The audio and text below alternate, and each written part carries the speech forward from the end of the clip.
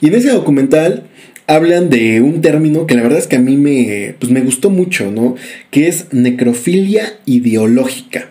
¿Qué es la necrofilia? Pues todo el mundo sabemos que la necrofilia es precisamente, pues, ¿cómo decirlo? O sea, tener relaciones sexuales con cadáveres, ¿no? Coges un muerto, güey. Pues sí.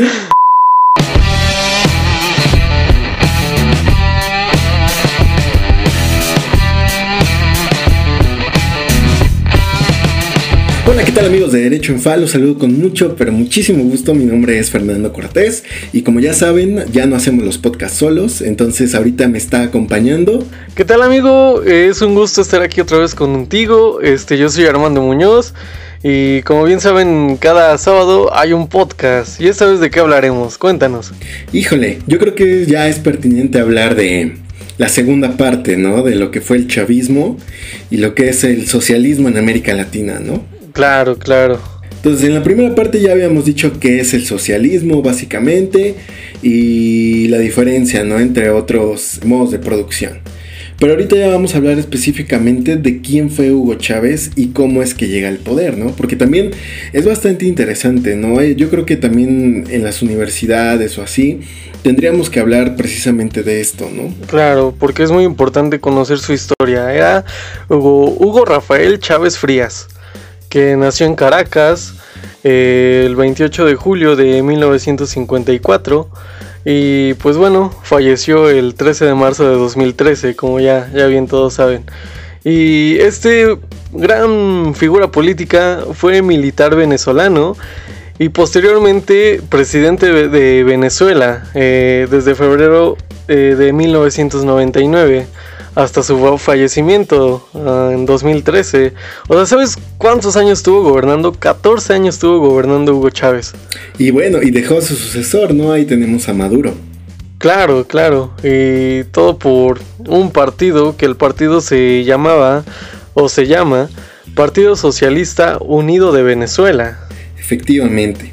Pero bueno, hay que pues decir, o sea, quién era, ¿no? Era una persona pues de clase baja, ¿no?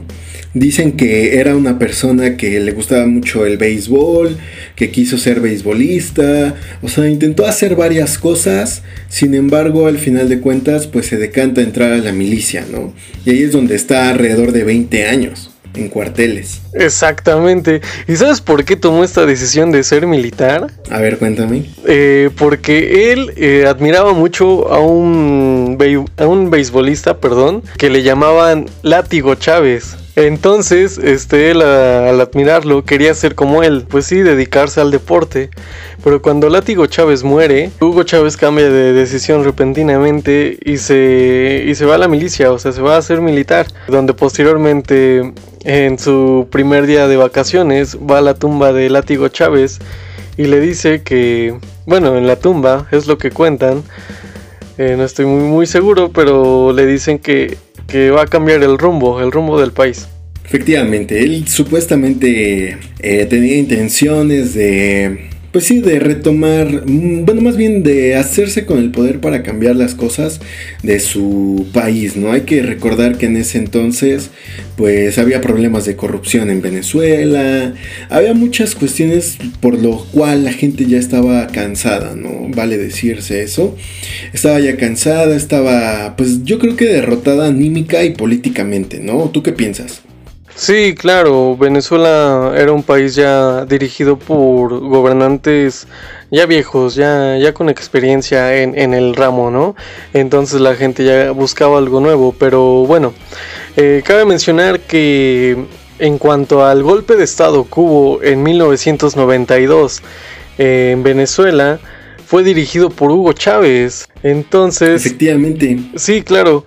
Entonces, al haber este golpe de estado, a Hugo Chávez lo detienen. Nadie sabía quién era Hugo Chávez hasta esa madrugada del 4 de febrero. Claro, en su famoso discurso de él por ahora. Exactamente. Uy, me encanta que toques ese tema, ¿no? Hagan de cuenta, lo que pasa es que, pues como cualquier otra persona de clase media baja, pues pasó desapercibida, ¿no? Durante mucho tiempo. El mundo sabe de Hugo Chávez, o digamos, Hugo Chávez sale al espacio público político con aquel intento fallido de golpe de estado del 4F, es decir, del 4 de febrero del 92, ¿no? Claro. Como en cualquier golpe de estado, pues hay muertos, hay civiles heridos, hay destrucción, ¿no? Pero no logra su cometido, ¿no? Y ahí es cuando pronuncia su discurso, ¿no? Porque lo entrevista a la prensa, ¿no? Y pronuncia las palabras de que, bueno, o sea, básicamente dice que lamentablemente falló el golpe de estado, que no se cumplieron los objetivos en Caracas, y ahí es cuando menciona, por ahora. Claro, exactamente, amigo.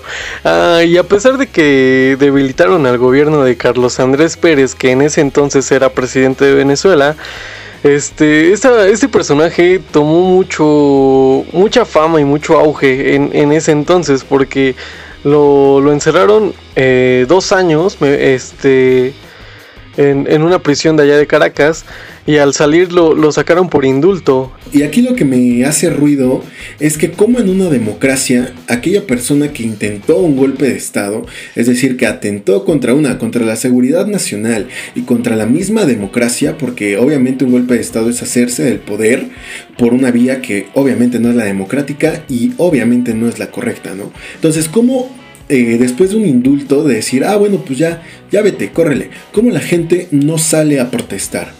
Claro, ese es un tema bastante complejo, ya que la mayoría de las personas son manejadas como masa, ¿no? Y pues claro está que se dejaron llevar por las palabras de este sujeto.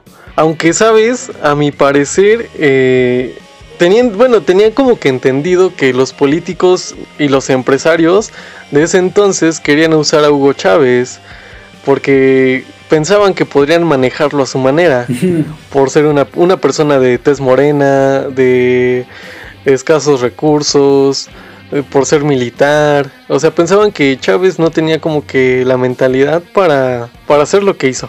Y varias veces lo dicen, ¿no? O sea, se presumía que Hugo Chávez iba a ser, pues, el típico, pues, yo qué sé, títere político al cual se puede manipular desde distintas posiciones, por así decirlo, ¿no? Claro. Sin embargo, pues yo creo que le salió el tiro por la culata, ¿no? Entonces, yo creo que el primer error fue precisamente eso, ¿no? Que lo indultan y que nadie protesta. O sea, nadie alza la voz. O sea, ¿en qué clase de democracia no te vas a oponer manifestando tu libre expresión? Claro, amigo, y todo esto a causa de que él convenció a la población más vulnerable, que eran los obreros, la clase baja. Y sabes, aquí también qué pasó. Él se fue con esa imagen de ser una persona humilde, ¿no? De ser muy carismático, muy simpático con la gente. Realmente le caía bien a todos. Era cantante, era deportista, era pues sí, una persona muy humilde que se acercó a la gente. Yo creo que más que humilde, yo creo que buena en las relaciones públicas, ¿no? Bueno, eso sí. Yo creo que este tipo de personajes, llámese Hugo Chávez, inclusive el propio Hitler y cualquier otro personaje que haya sido dictador o haya sido alguna figura de este tipo, yo creo que si algo tienen en común es que, o sea, realmente sí son buenos políticos, ¿no? Claro, o también porque tuvieron unos buenos asesores políticos. Estaba investigando que Hugo Chávez tenía 2 asesores políticos de Brasil y me parece que uno de Colombia. Efectivamente, o sea, él obviamente sabe acercarse a la población. Cuando lo indultan, él ya sale como civil, por así decirlo. Porque una cosa es el fuero militar y otra cosa es el fuero civil, por así decirlo, ¿no? Entonces digamos que él se vuelve civil y entonces empieza a competir o empieza a hacer campaña ya por la vía democrática, o sea, ya por las reglas establecidas. Una similitud muy grande con el mismo Hitler, ¿no? Que igual intenta un golpe de estado, lo encarcelan, sale, funda su propio partido, compite y gana, ¿no? Y este es un recurso que utilizaron muy bien a su favor, que es precisamente recorrer el país, acercarse con la gente. No sé si recuerdas que Hugo Chávez andaba en un bochito rojo, ¿no? Y se mostraba muy feliz, se acercaba a la gente. Sí, y todo sí, este tipo de cosas que al final de cuentas pues suman puntos, ¿no? Y más en una sociedad que ya está, digamos, ¿cómo decirlo? Ya políticamente derrotada, con un hartazgo, ¿no? Ajá, y con un hartazgo yo creo que bastante fuerte como para buscar es que cómo decirlo sin que suene como un ídolo, ¿no? Un salvador o alguien que llegue a cambiar la forma o a reinventar, por así decirlo, la política, ¿no? Y yo creo que ese es un recurso que Chávez supo manejar muy bien. de hecho decían que era una de las mejores personas con mayor expresión política, ¿no? Debido a la votación que hubo el 6 de diciembre, Hugo Chávez fue electo presidente de Venezuela con la mayoría de votos. Me parece que obtuvo el 56% de los votos. Efectivamente, se supone que ya en el recuento fueron 2.794.072 votos, que es más del 50%, hay un 56-57% de la lista nominal. O sea, cabe decir que Chávez ganó bien. O sea, yo creo que imagínate, toda esa gente lo quería. Ajá, efectivamente. O sea, sí iba respaldado por el pueblo, sí ganó por la vía democrática. Yo creo que es un presidente legítimo. O sea, que el pueblo realmente lo eligió, lo puso ahí. Pero el problema es que yo creo que la gente idealizó a Chávez, ¿no? O sea, obviamente utilizó un recurso llamado populismo, ¿no? Que es precisamente mimetizarte y adaptarte a las necesidades de la gente con la que estás hablando, ¿no? Si tú estás hablando, yo que sé, con gente lamentablemente pues con escasos recursos o precaria en distinto tipo de cuestiones como servicios, educación, bla bla bla, pues les prometes que vas a impulsar, que les vas a dar yo que sé, algún tipo de ayuda y todo este tipo de cuestiones, ¿no?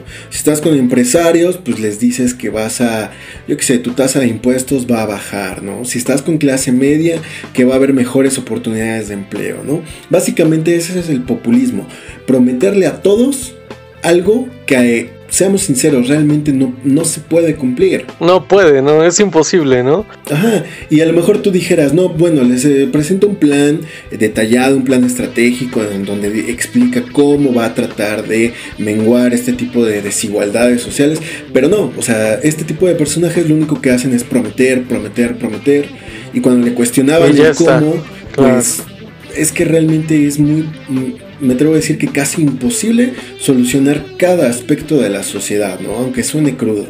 En efecto, amigo, dicho de otra manera, les habló bonito, como un abogado coyote, ¿sí o no?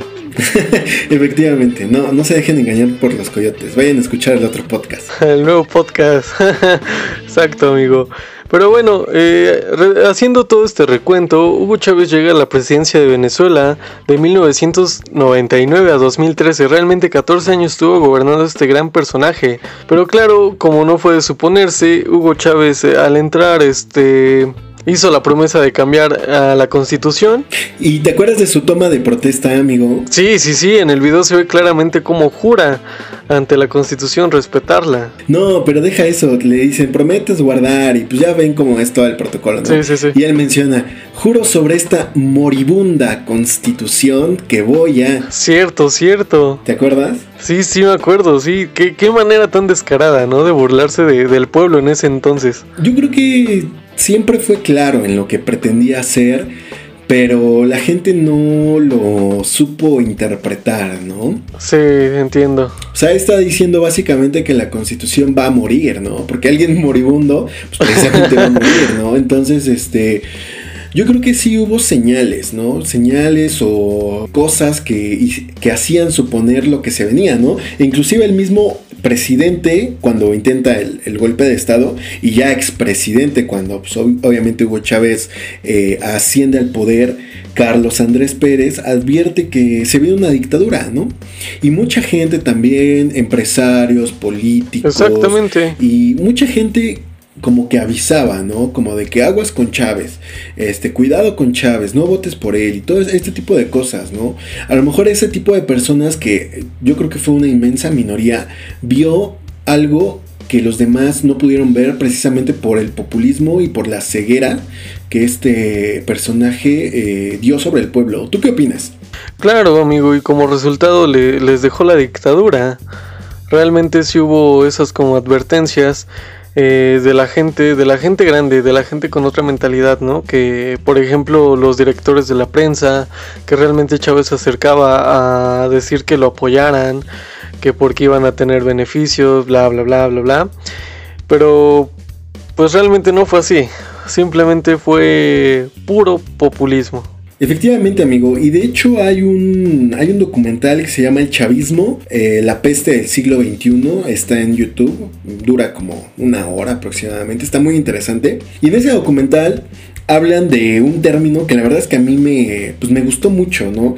Que es necrofilia ideológica. ¿Qué es la necrofilia? Pues todo el mundo sabemos que la necrofilia es precisamente, pues, ¿cómo decirlo? O sea, tener relaciones sexuales con cadáveres, ¿no? Cogerse un muerto, güey.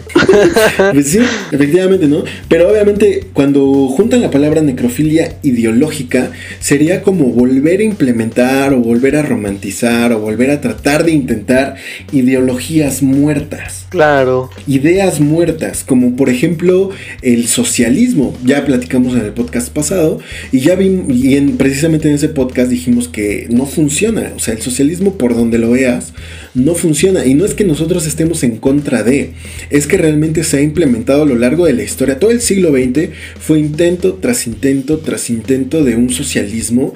Sí. Y pues ya quedó más que demostrado que no funciona, ¿no? Entonces a eso se refiere necrofilia ideológica, revivir ideas muertas, ideas como el mismo Marx, como Engels, como Simón Bolívar, inclusive Jesús, ¿no?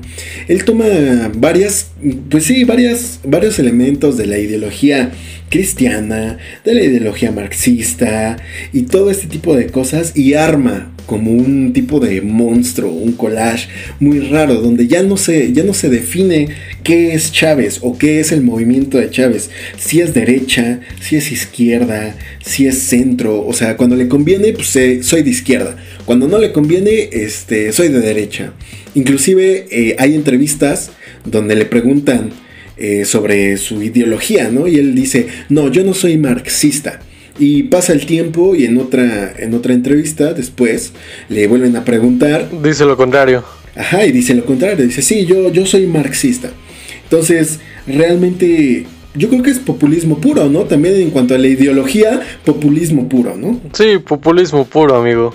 Y sí, amigo, como verás, hizo un cambio absolutamente en su vida porque la gente que lo conocía desde la escuela militar, desde pequeño, incluso sus propios hermanos, se dieron cuenta que este personaje cambió muchísimo en la manera de ser. No sé qué fue lo que influyó, o tal vez ya venía arrastrando unas ideas desde que apoyaba a Fidel Castro en Cuba. Acuérdense que... Bueno, no me dejarás mentir tú, Armando. Ves que va a La Habana y lo reciben con honores de jefe de estado, aunque todavía ni siquiera ganaba, ¿no? Claro, exactamente, ni siquiera ganaba y ya en Cuba lo reconocían como jefe de estado de Venezuela. Yo creo que su relación con Cuba también fue determinante para su ideología socialista, ¿no? ¿O tú qué piensas? Sí, realmente influyó mucho. Yo siento que Fidel Castro fue su mentor. Aparte de que lo haya ido a visitar y todo eso y que tuvieran reuniones o las mismas ideologías, a mi parecer o yo doy a entender que Fidel Castro lo moldeó a su manera para que intentara lo mismo con Venezuela. A lo mejor ya existía esa intención en Chávez, pero cuando se junta o cuando, pues sí, ¿no? Cuando visita a Castro, se consolida. Exactamente, amigo. Y realmente que creó una arma muy poderosa.